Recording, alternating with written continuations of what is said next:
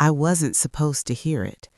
They thought I had already left, that I was out of the room, out of reach, out of it. But I wasn't. I had just stepped into the hallway right outside the living room, close enough to hear voices, close enough to hear my name. At first, I didn't think anything of it. It sounded like a normal conversation. Low voices, nothing unusual. But then I heard him, my son, and something in the way he said my name made me stop. Not warm, not familiar, different. I didn't move. I didn't make a sound.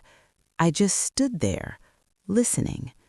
Then I heard her, my best friend, a voice I had trusted for years, a voice that had been in my home, at my table, in my life. And the moment I realized it was the two of them, alone, talking about me, something shifted. Don't panic, not yet. Something quieter than that. Awareness. Because people don't lower their voices unless there's something they don't want heard. And now I was listening to it. "She doesn't know," my son said. His voice was calm, too calm, like this wasn't new, like this wasn't something he was saying for the first time.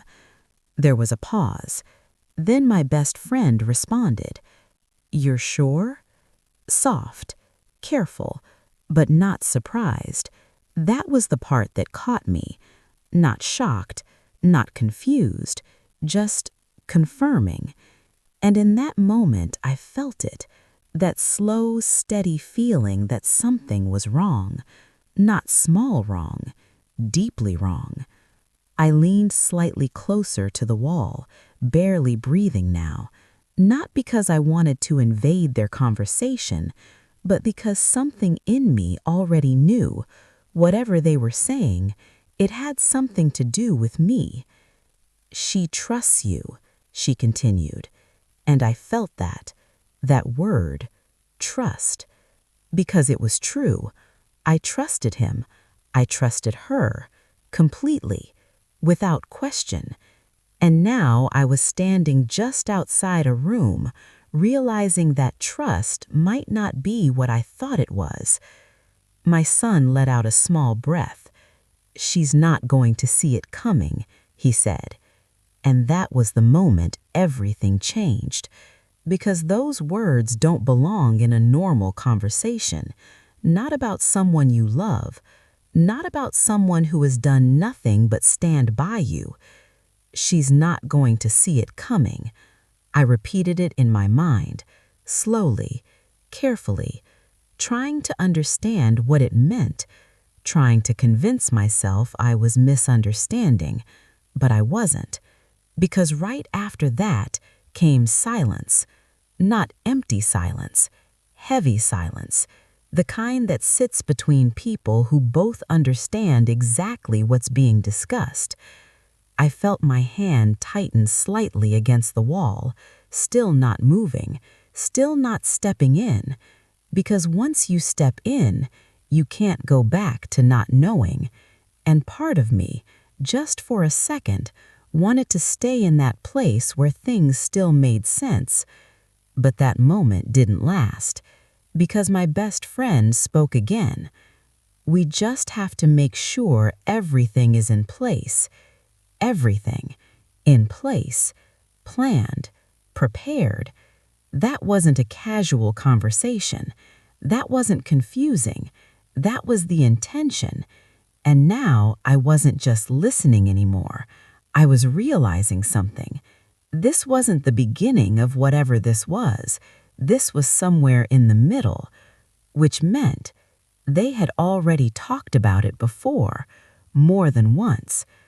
I swallowed slowly, my throat suddenly dry, because now the question wasn't just, what are they saying?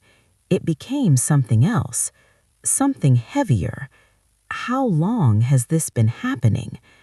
I shifted my weight slightly, careful not to make a sound. Inside the room, I could hear movement, a chair, a step, Then my son again. "We can't let her find out early," he said. And that was it. That was the line that removed all doubt. This was about me. And whatever it wasn't something they wanted me to know. Not yet. Not until it was too late. I felt something settle in my chest. Not fear. Not even anger. Clarity. Because at that moment, I stopped trying to explain it away.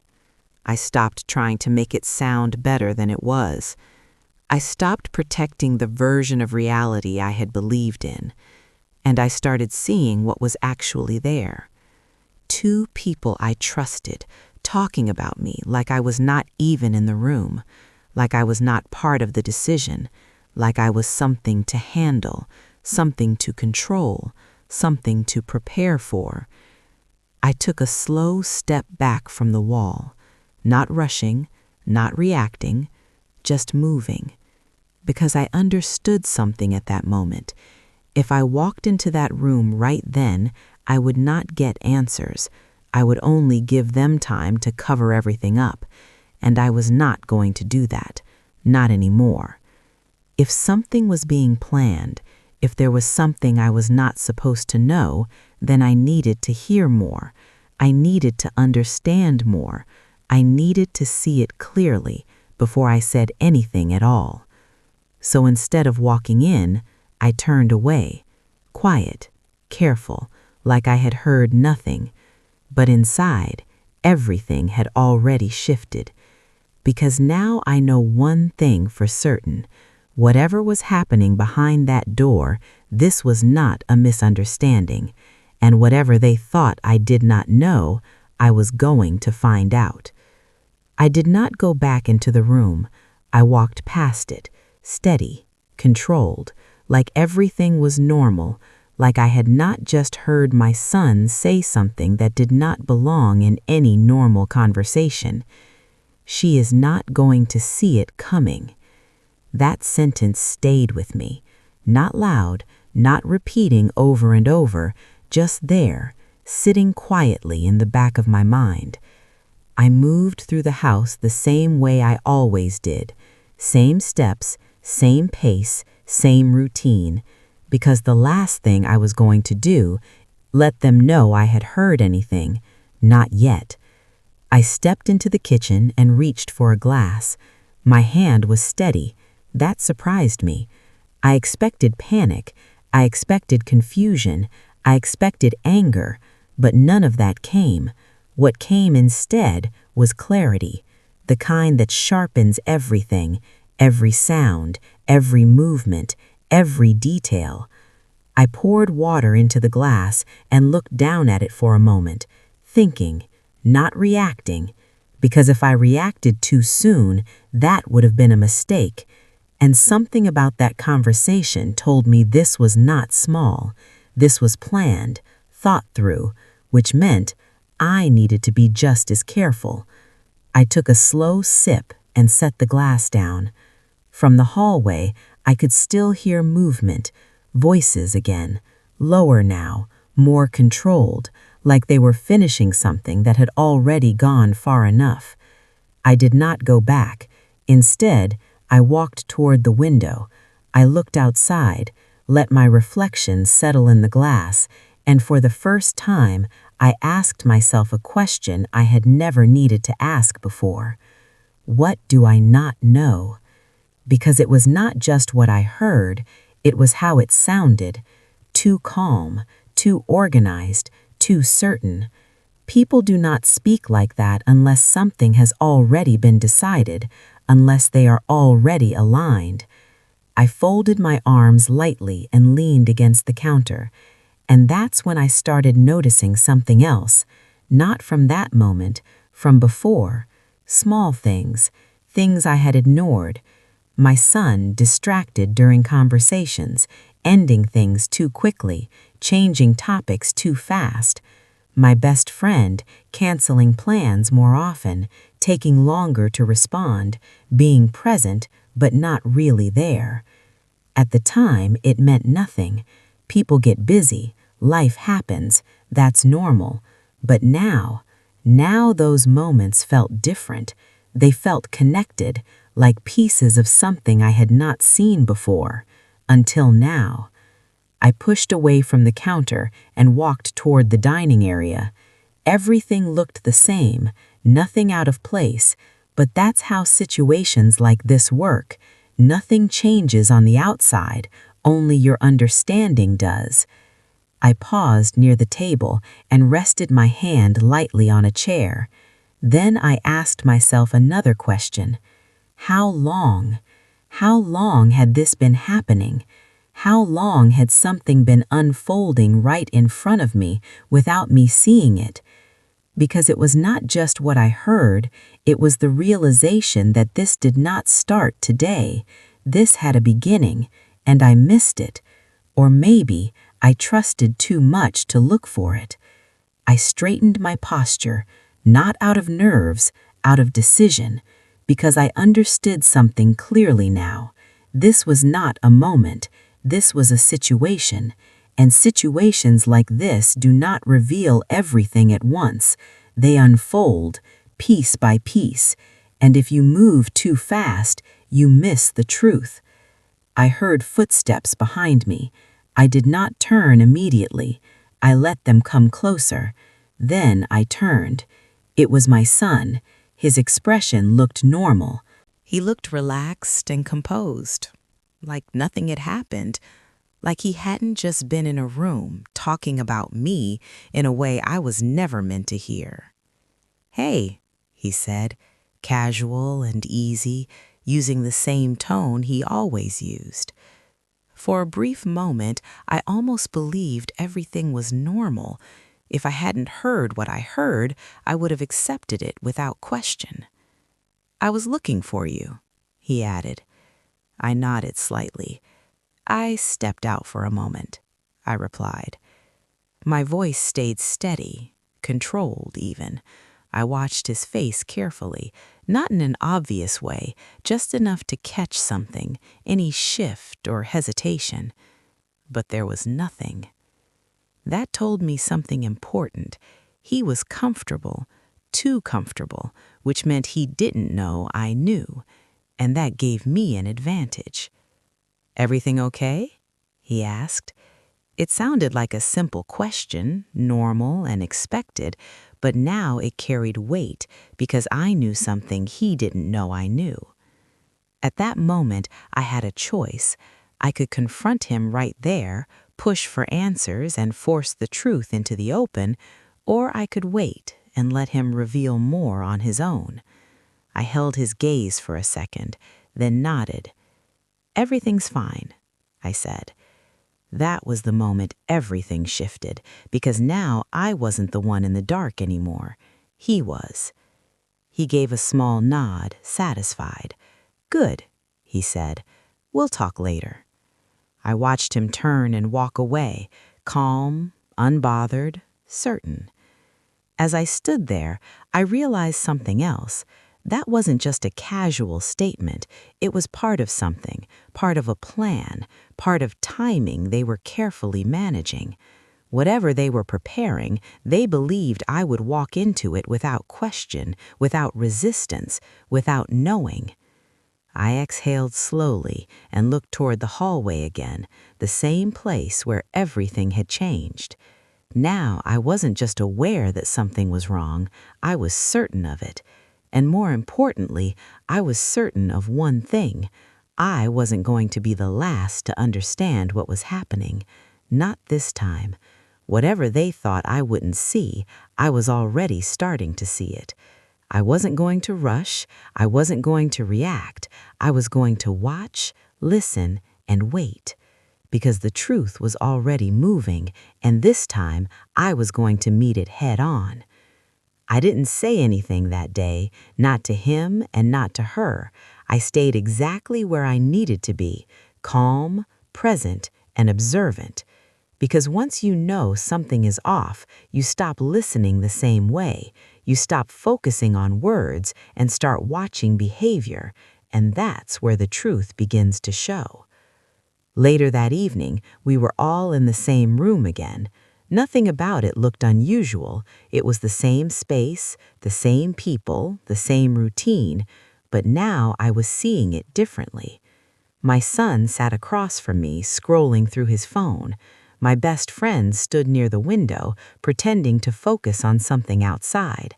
Neither of them looked at each other directly, but I noticed something else. Timing. Every time one of them spoke, the other paused, not for long, just enough to show awareness without making it obvious. That kind of awareness doesn't happen by accident.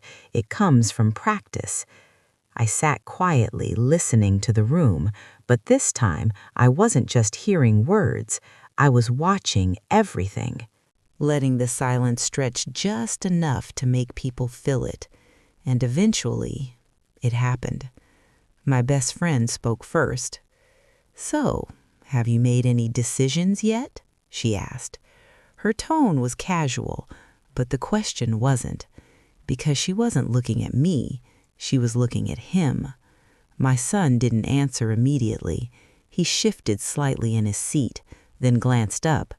"Not yet," he said, short, controlled. Then he looked at me, only for a second, then back at his phone. And there it was, the first crack, because that wasn't a normal exchange. That was a conversation happening in front of me, but not for me. I let a few seconds pass, then I spoke. "What decisions?" I asked. Simple, direct, the kind of question that should have an easy answer. But instead, I hesitated. Not from one of them, from both. My best friend adjusted her posture slightly. My son sat up straighter. And in that moment, they became aware of me, not as someone in the room, but as someone who had just stepped into something they weren't ready to explain. "It's nothing," my son said quickly, too quickly, "just work-related stuff." Work, that word again. Convenient, vague, easy to hide behind. I nodded slowly. "Work," I repeated, not questioning, just acknowledging. Then I leaned back slightly in my chair, relaxed, unbothered, because I wasn't going to push. Not yet. And that seemed to ease them just enough. My best friend gave a small smile. "Yeah, nothing serious," she added. Nothing serious.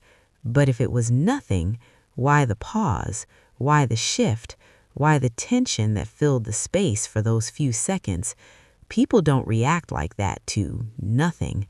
I let the conversation move on, allowed them to return to whatever version of normal they were trying to maintain, but I wasn't following it anymore. I was watching it, and the more I watched, the clearer it became. This wasn't just one conversation I overheard. This wasn't just one moment out of place. This was a pattern, a quiet one, but consistent. They avoided certain topics, redirected certain questions, filled space with things that didn't matter just to keep attention away from what I did. And now that I am aware of it, it stood out. Every time.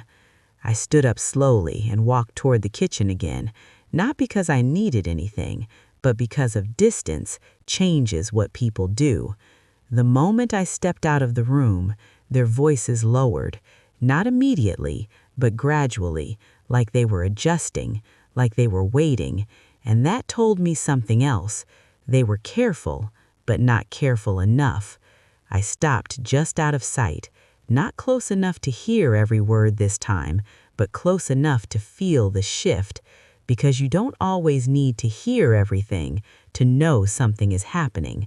Then I heard it, my name, again, quiet, but clear enough. I didn't move. "We just have to handle it the right way," my son said. Handle it, that word again, like I was something to manage, not someone to talk to, not someone to include, something to handle. I felt that settled, not as an emotion, as confirmation, because now it wasn't just suspicion anymore, it was direction. Whatever this was, it involved me, and whatever they were planning, they were doing it together. I stepped back quietly and walked away again, not rushing, not reacting, just moving, because I understood something clearly now.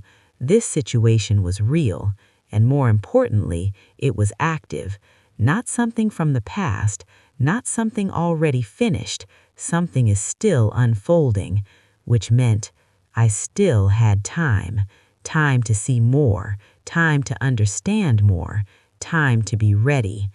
I returned to the room a few minutes later, same expression, same posture, same calm presence, and once again, they acted like nothing had happened, like everything was normal, like I was still exactly where they thought I was.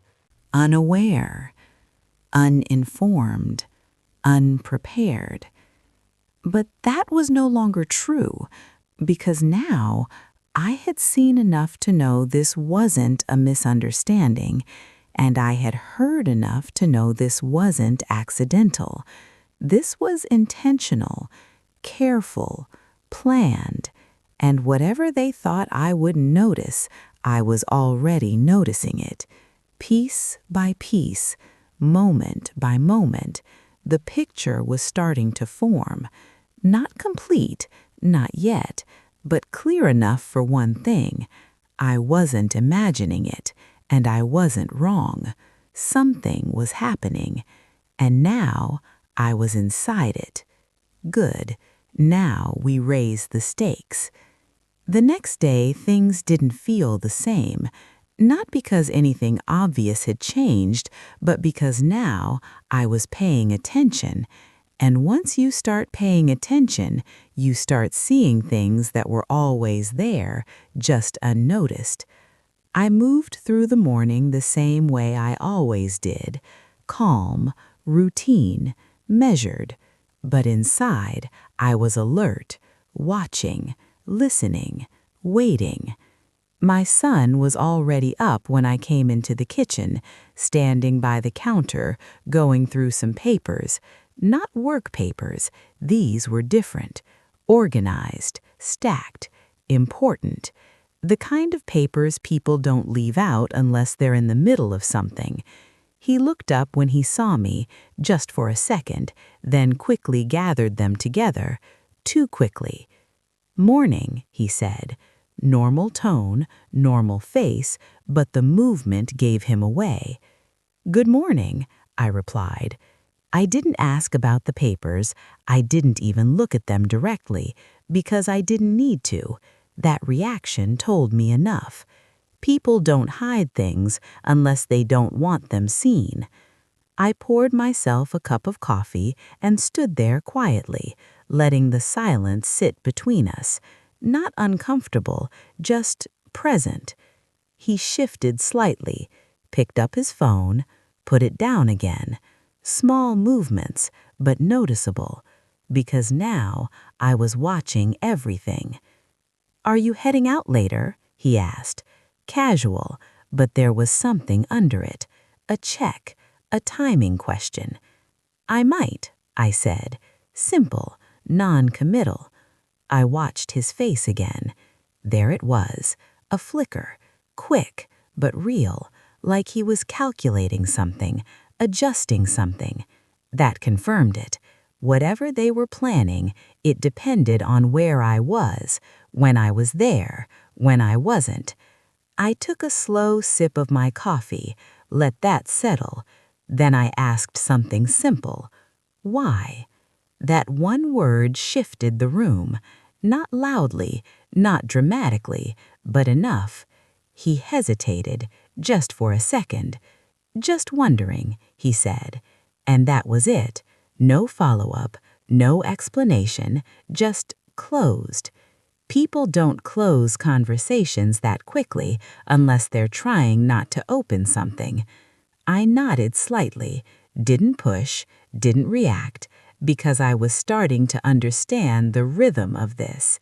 They were careful, but not consistent, and that's where the cracks show. A little later, my best friend arrived. She didn't usually come by unannounced, but today she did. Another change, another detail. I opened the door for her. She smiled, warm, familiar. The same smile I had known for years, but now I looked past it. Because sometimes people don't change their expressions, they change their intentions. "You're here early," I said. Light tone, nothing confrontational. "Oh, I was in the area," she replied. Quick, easy, but not entirely believable.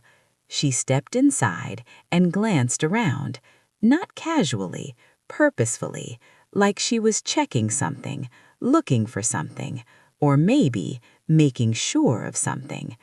My son came into the room shortly after, and the moment they saw each other, there it was again, that silent recognition, that unspoken understanding. Not obvious, but clear to me. "Hey," he said to her. "Hi," she replied. Short, controlled, no warmth between them, which was strange because they had always been comfortable around each other.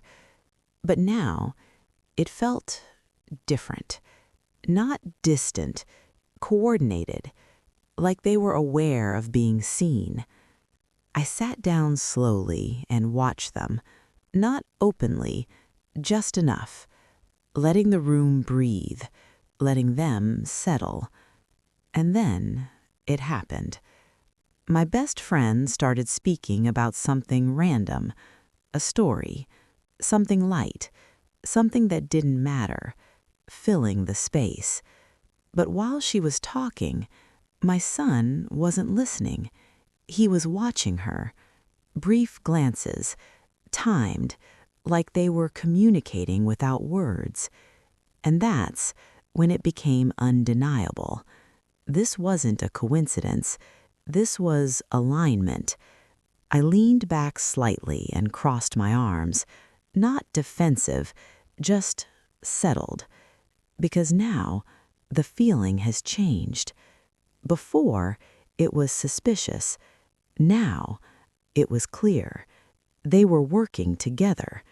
Whatever this was, it involved both of them, and it had direction. I let the conversation continue for a few more minutes. Then I stood up, slowly, calmly. "I'll be back in a bit," I said. Neither of them stopped me. Neither of them asked where I was going. And that was the loudest part, because normally they would.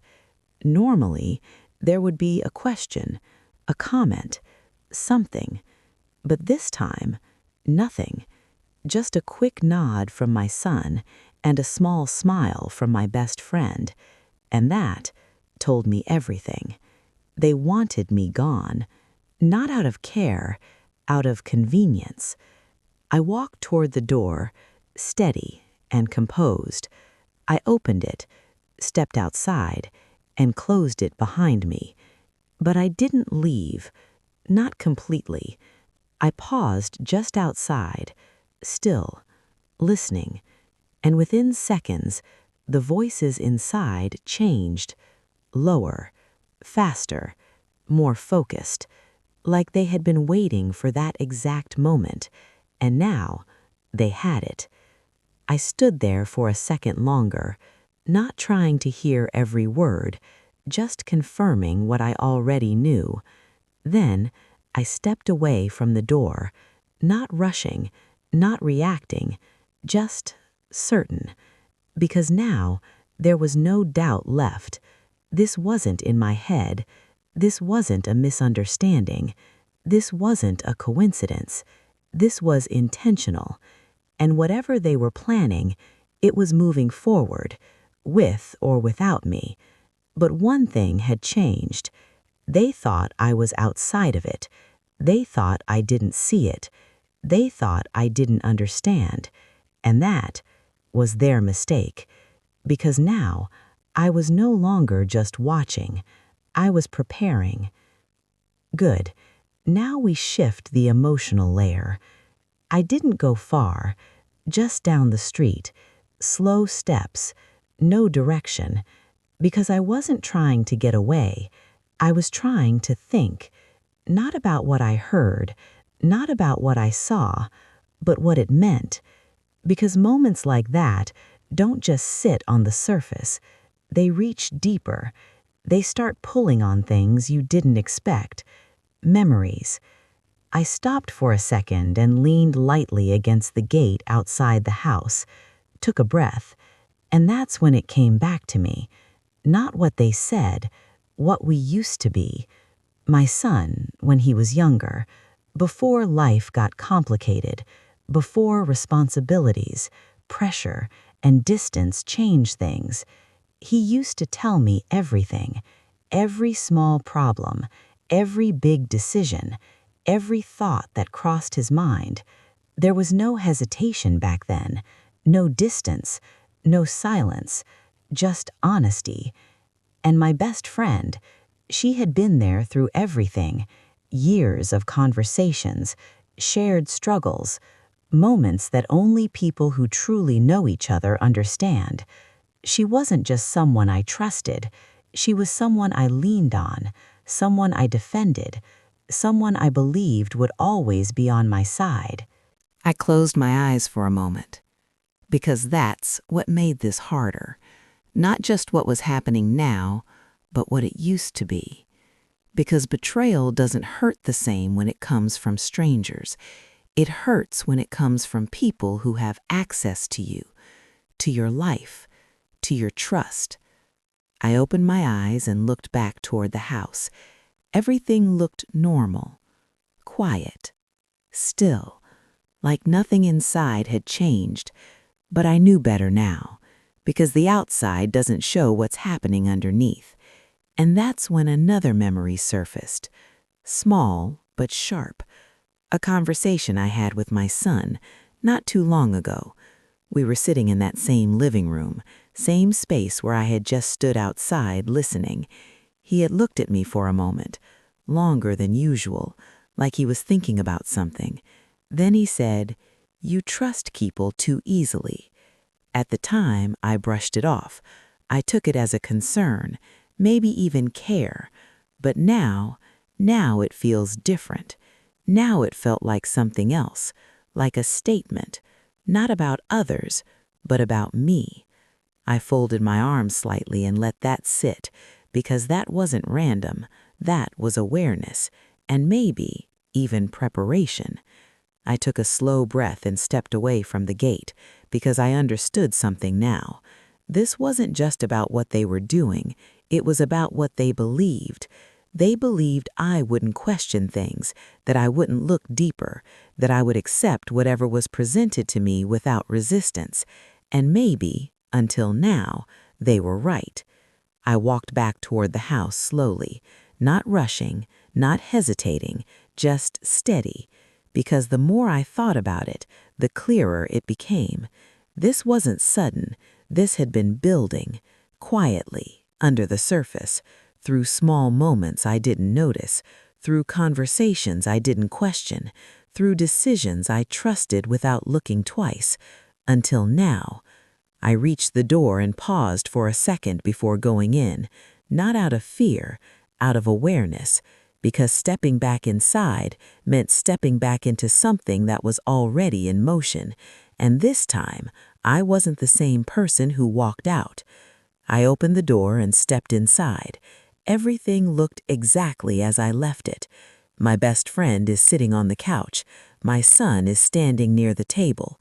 The same positions, the same calm expressions, like nothing had happened, like there was nothing to hide. But now I could see it, the distance in their eyes, the control in their movements, the awareness between them, and something else, confidence, the kind that comes from believing everything is going according to plan. I walked in calmly and took my seat, didn't rush, didn't speak immediately, just present. And that's when I realized something even more important. They weren't just hiding something, they were waiting for the right moment, the right time, the right situation to bring whatever this was into the open, on their terms, not mine. I rested my hands lightly in my lap and looked ahead, calm, still, focused, because now I understand the situation clearly. This wasn't just betrayal, this was strategy. And if they were planning something, if they believed I wouldn't see it coming, then they had already made one mistake. They underestimated me. And that was something I was about to use, because I wasn't going to confront them yet. I wasn't going to react too early. I was going to let them continue, let them believe everything was under control, let them move forward exactly the way they intended, because the more they moved, the more they would reveal, and when the time came, I wouldn't just have suspicion, I would have the truth, clear, complete, undeniable, and this time I would be ready. The rest of that day I didn't push anything. I stayed calm, let everything unfold the way it normally would, because now I wasn't trying to understand if something was wrong. I already knew it was. What I needed now was clarity. Later that afternoon, my best friend said she had to leave. She stood up, gathered her things, and walked toward the door. I followed her, not quickly, just naturally, like I always did. I opened the door for her. She stepped outside, then paused, just for a second. And that pause didn't feel normal. She turned slightly toward me. Her expression was different now.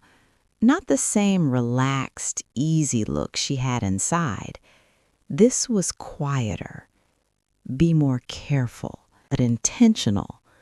I held her gaze for a second, trying to understand what she was really saying. "What do you mean?" I asked. Simple. Calm. She shook her head slightly. "Nothing," she said. Quickly. Too quickly. "Just take your time with things." Things. That word again. Vague. Careful. Designed to say something without saying it. I nodded slowly. "All right," I replied, and I stepped back. Let her go, because I wasn't going to chase answers from someone who wasn't ready to give them. She walked away without looking back, and I stood there for a moment, still, thinking, because that wasn't random, that wasn't casual, that was someone who knew something but wasn't willing to say it directly, and that made everything clearer. This wasn't just between her and my son. This had layers. There was more behind it, more than one conversation, more than one decision. I closed the door and walked back inside. The house felt different now, quieter, but not peaceful, controlled, like everything inside it was being managed. I found my son in the living room again. Same position, same calm expression, like nothing had shifted, like nothing needed to. "Are you heading out?" he asked. Casual, normal. But now I heard it differently. Another check, another timing question. "I might later," I said. Again, simple, non-committal. He nodded, then picked up his phone. But this time, I noticed something else. A message, just for a second before the screen turned. I didn't see everything, but I saw enough. A name and one line. "Is she still there?" That was all I needed, because now there was no doubt left. This wasn't just suspicion. This wasn't just a feeling. This was active, ongoing, connected. They were communicating, coordinating, tracking where I was, when I was around, when I wasn't. I sat down slowly, didn't react, didn't question, because reacting now would have ended it too early, and I wasn't ready for that. Not yet. I leaned back slightly and let everything settle. The conversation from the hallway, the behavior in the room, the warning at the door. the message on his phone, piece by piece, it was coming together. And now I understood something clearly. Whatever they were planning, it hadn't happened yet, but it was close. Close enough that they were checking details, close enough that timing mattered, close enough that one wrong move could expose everything. I folded my hands together and looked ahead, calm, focused, because now I wasn't trying to figure it out anymore. I was preparing for whatever was coming next, because something was. I could feel it in the way they moved, in the way they spoke, in the way they avoided certain things while carefully guiding others. And the most important part, they still believed I didn't know. They still believed I was unaware, unprepared, out of the loop. And that belief was my advantage, because when people think you don't see what's happening, they stop hiding it carefully. They relax. They make mistakes. And that's when the truth shows itself. I took a slow breath and stood up. I walked toward the window. I looked outside. Same street, same calm, same normal view. But inside, nothing was normal anymore. Because now I know one thing for certain. This wasn't going to stay hidden for much longer. Whatever they were planning was getting closer. And when it finally came into the open, I wasn't going to be caught off guard. Not this time. Because I wasn't just watching anymore. I was ready. I didn't wait long after that. Not because I was rushing, but because I could feel it. Whatever they were planning was close. Too close to keep watching from a distance. So that evening, I made a decision. Not to expose everything, not yet, but to step closer. Close enough to see how they would react when the pressure changed. We were all in the living room again. Same space, same positions, same quiet tension sitting underneath everything. My son was on one side. My best friend had come back like nothing had happened earlier, and I sat across from them, calm, still, watching. The conversation was light at first, small talk, nothing important, but I could see it. They were careful, choosing words, avoiding anything that could lead somewhere real. And that's when I stepped in, not aggressively, not suddenly, just directly. I heard something yesterday, I said. My voice was calm, steady, clear. The room changed, not loudly, not obviously, but enough. My son looked up. My best friend shifted slightly in her seat. Neither of them spoke, not yet. I didn't think much of it at first, I continued, but the more I thought about it, the less it made sense. I let that sit. Not long, just enough, because silence, at the right moment, reveals more than words. My son leaned forward slightly. "What do you mean?" he asked. Careful, measured. My best friend didn't speak, but I could feel her attention now, focused, tense. I looked at both of them, not accusing, not emotional, just present. "I heard my name," I said, simple, direct. And I heard enough to know the conversation wasn't meant for me. That landed. I could see it, in the way my son's expression tightened slightly, on the way my best friend looked down for just a second before looking back up. I wasn't trying to listen, I added, but I did.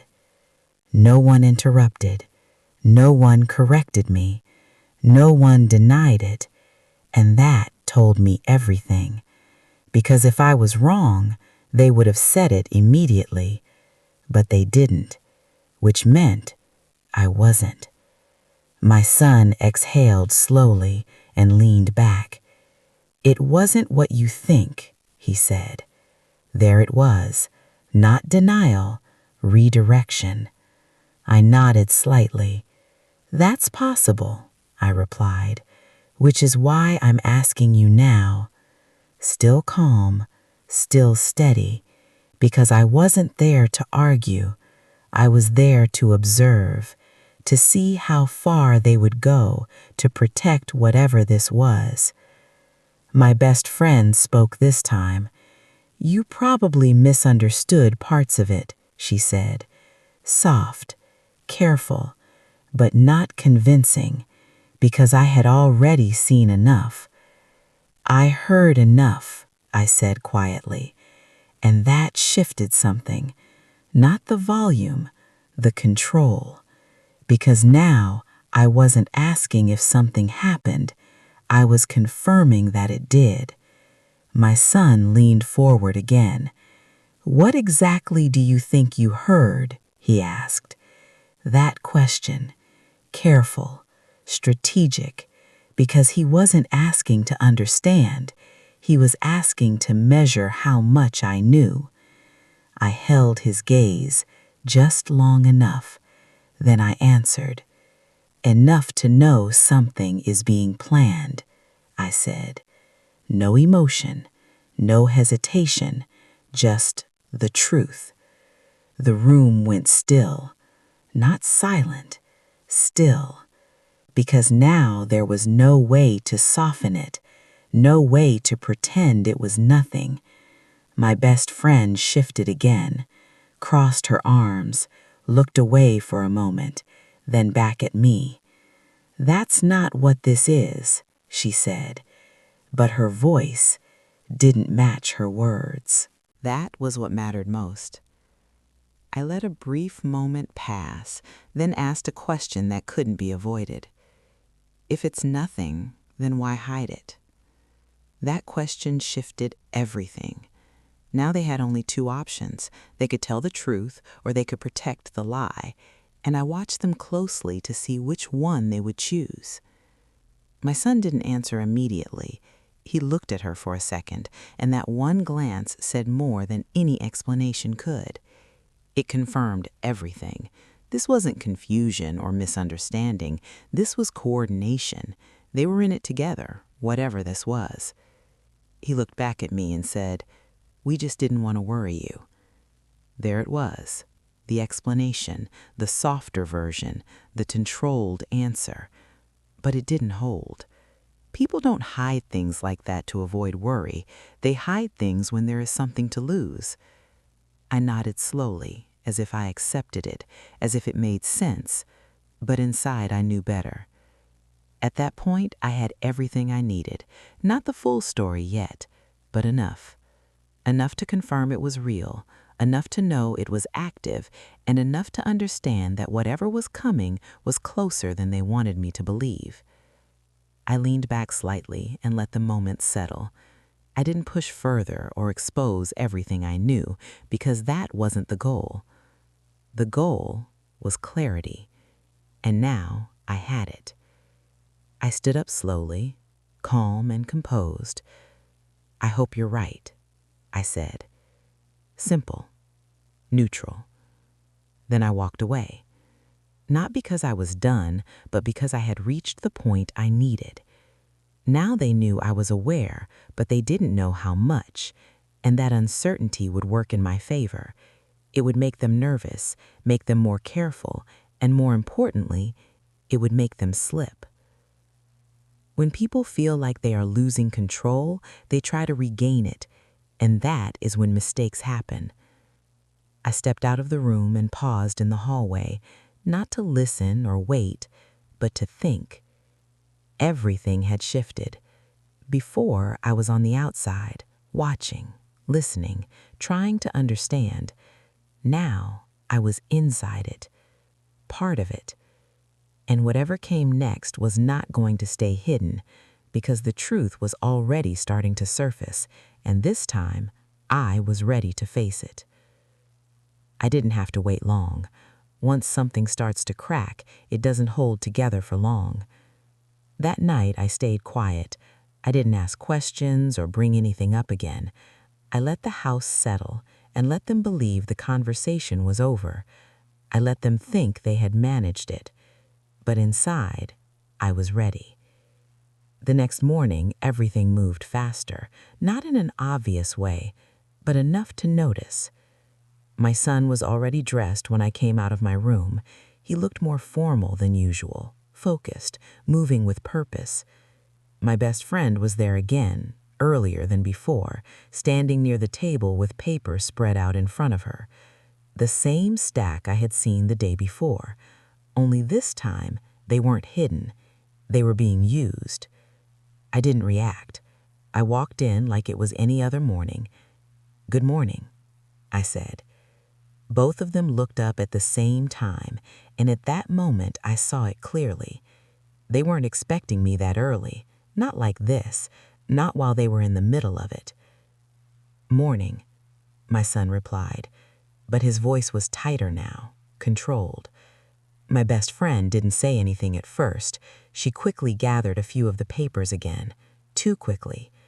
I stepped closer, not rushing, just present. "What's going on?" I asked. Simple, clear, direct. They exchanged a look.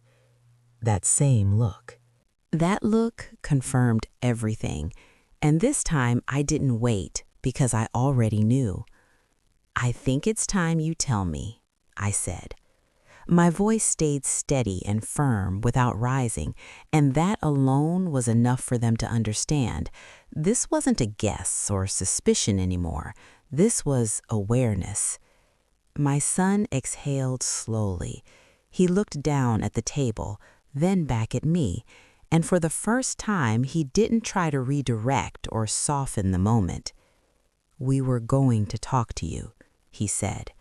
That wasn't denial, that was confirmation. I nodded once. "When?"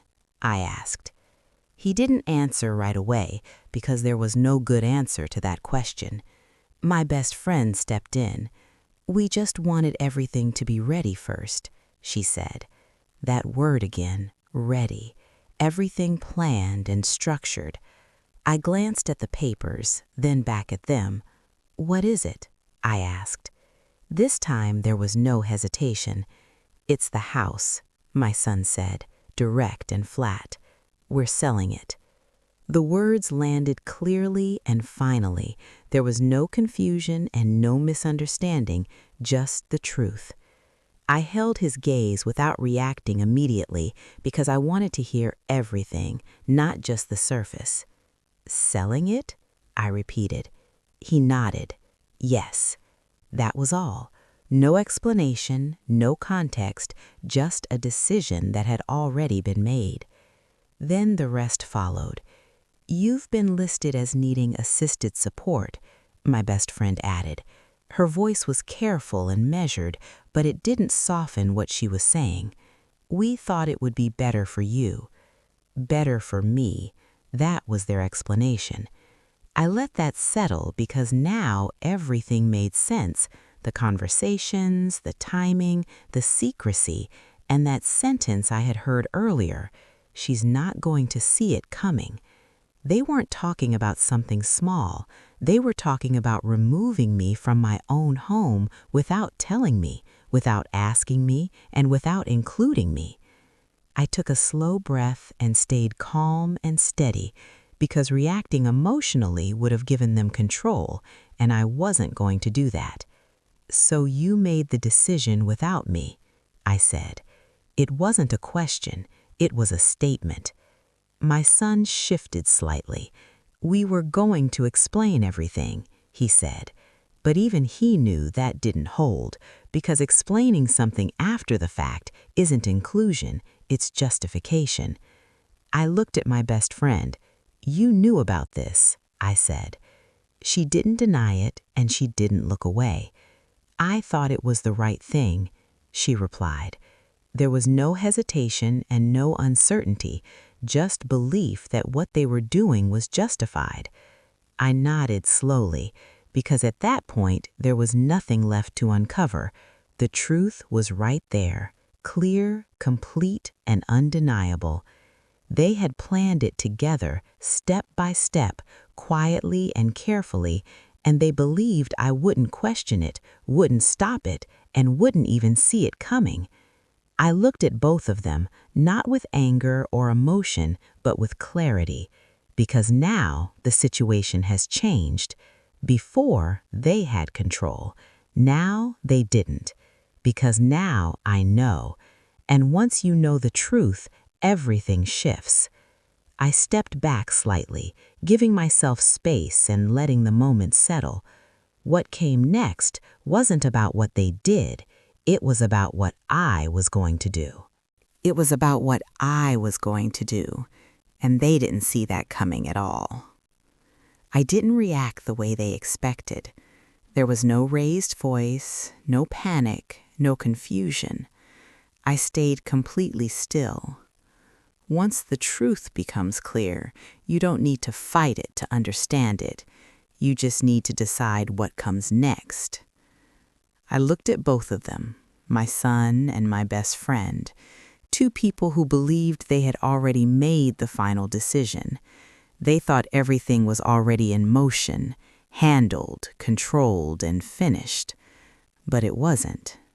Not yet.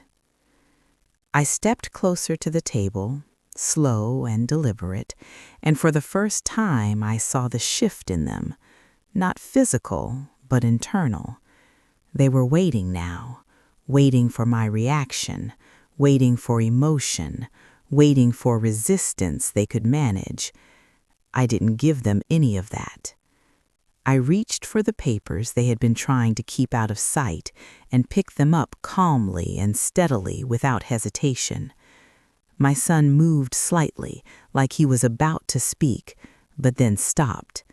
Something in my expression told him this wasn't going the way he expected. I looked down at the documents, property details, transfer notes, arrangements, everything laid out, everything prepared, everything decided without me. I turned one page, then another, taking my time because I wasn't rushing anymore. I had already caught up to them, and now I was ahead. I placed the papers back on the table gently and looked at him. "You made a decision," I said, simple and direct. He nodded carefully. "We thought it was best." Best for who? I didn't ask because I already knew. Then I said something they didn't expect. "You forgot one thing." That statement changed the room. My son frowned slightly. "What?" he asked. I held his gaze and spoke clearly without holding anything back. "My name is on everything. Not part of it, everything. The house, the documents, the authority, all of it." For the first time, they didn't have an answer ready because this wasn't part of their plan. This was something they hadn't prepared for. My best friend looked at the papers, then at him, then back at me, and I saw the shift. I saw the realization. They had assumed. They had moved forward and built a plan without checking the foundation. I stepped back slightly and gave them space to understand what that meant. You can't sell something that doesn't belong to you, and you can't remove me from something that I legally control. There was no emotion in my voice, just the truth. And that truth was enough. My son ran a hand over his face, not dramatically, but in a way that showed he finally understood. Back, and it doesn't sound like she's not going to see it coming. I looked at him, not with anger, but with clarity. "If you wanted to help me, you would have talked to me," I said. That landed because it was simple and true. The room went quiet, but this time it wasn't tense, it was a consequence. I turned slightly and looked around the space. The same house, the same room, the same place they thought they were taking control of. Now, everything has shifted. Control doesn't come from planning, it comes from truth, and I had it. I walked toward the door, steady and composed, not rushing and not making a scene. "Nothing is happening without me," I said. One sentence, clear and final. Then I stepped out of the room, not because I was leaving, but because I didn't need to stay there to prove anything. The truth had already done that. Behind me, they didn't follow, they didn't argue, and they didn't try to stop me because they understood the situation had completely changed. I paused in the hallway for a moment, not to listen or wait, but to take everything in. Everything I thought I knew had shifted, not just about them, but about myself. I had trusted without question and without doubt, and now I understood something clearly. Trust is not something you give blindly. It is something people earn and maintain, and when they break it, they don't get to decide how things move forward. I do. I took a slow breath and walked forward, calm, steady, and certain. I didn't lose anything at that moment. I gained something, clarity. And that was something they could never take from me, not then, not now, and not ever. I keep thinking about that moment, not when they made the decision, but when I realized they believed I wouldn't question it. That is how things like this happen, not all at once, but quietly, through trust, through silence, and through assumptions, until one day everything changes. So let me ask you something. What would you have done? Would you have stayed quiet and watched, or would you have stopped it right there? Tell me in the comments. I read every single one. And as stories like this speak to you, if you understand what it feels like to be betrayed by the people closest to you, subscribe to Quiet Voice of Her Life, because sometimes the quietest stories carry the deepest truth.